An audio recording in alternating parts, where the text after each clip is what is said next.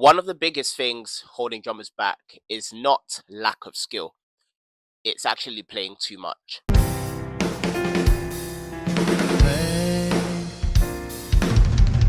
And the tricky part is nobody tells you this when you're learning.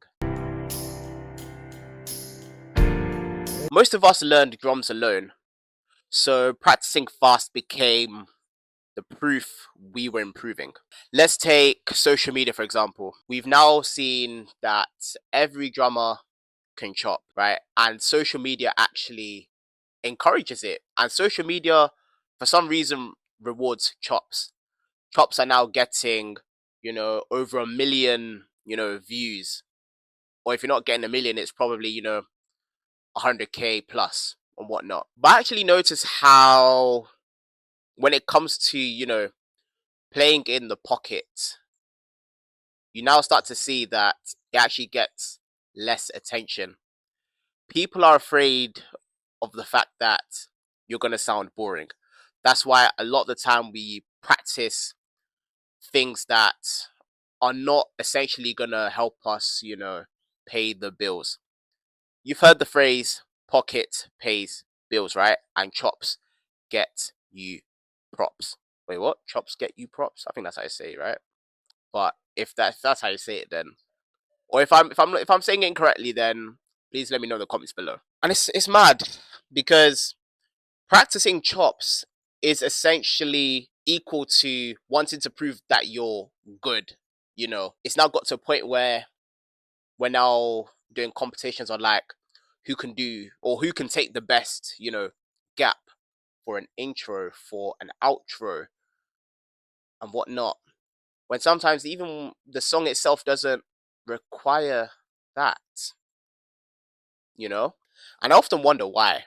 Like, I really wonder why. Because practice rooms, especially those that have been in practice rooms in, secondary school, college, sixth form, uni, so on and so forth.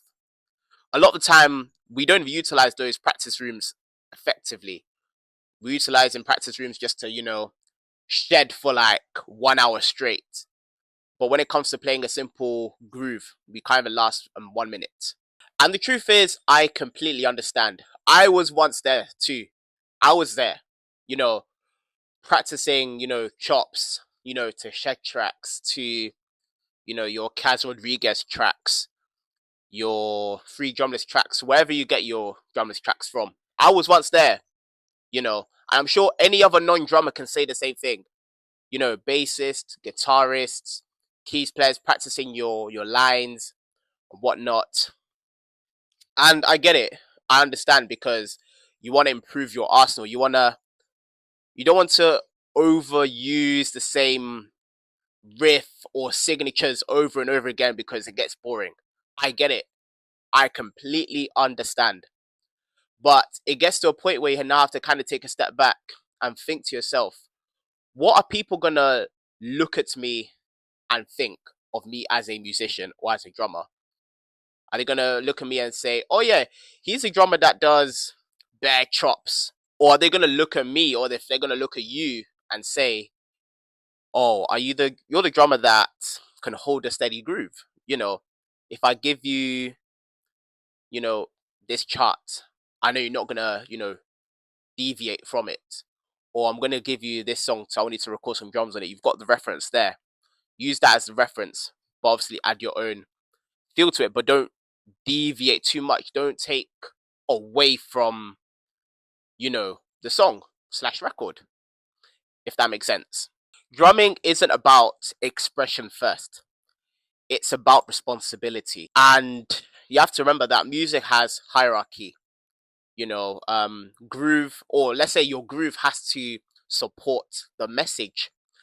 And as drummers, we control the, emotional stability of the room, or wherever you are, whether you're, in church, you're in the studio, wherever you are, you control the emotional side of things.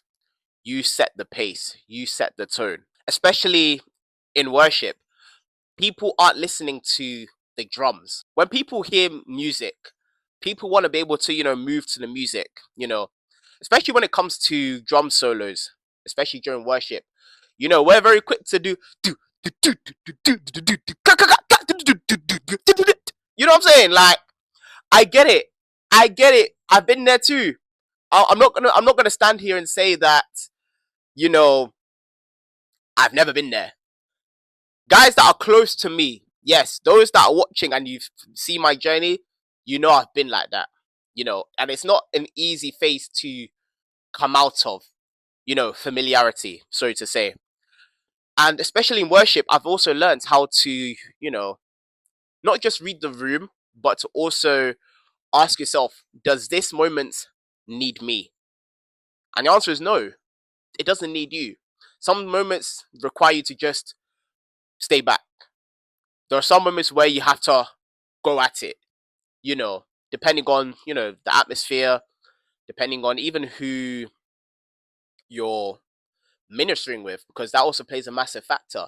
Not every minister, every artist is the same. Everyone is, different in its own way. In this section, I'm going to showcase 3 different variations, and in this one, sometimes we think more notes means more musicality, but what usually happens is the groove loses stability because there's no space.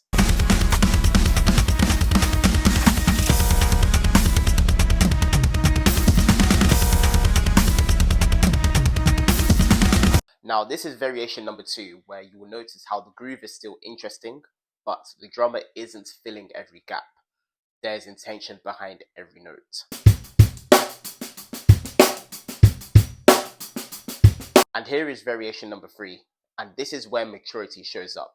It's nothing flashy, but the groove feels stable, it's relaxed and musical. Next episode, I'll show you how I practice when my energy is completely drained. Because real life doesn't always, give you perfect practice days. If you know, then you know. Do you find this content relatable? Please subscribe.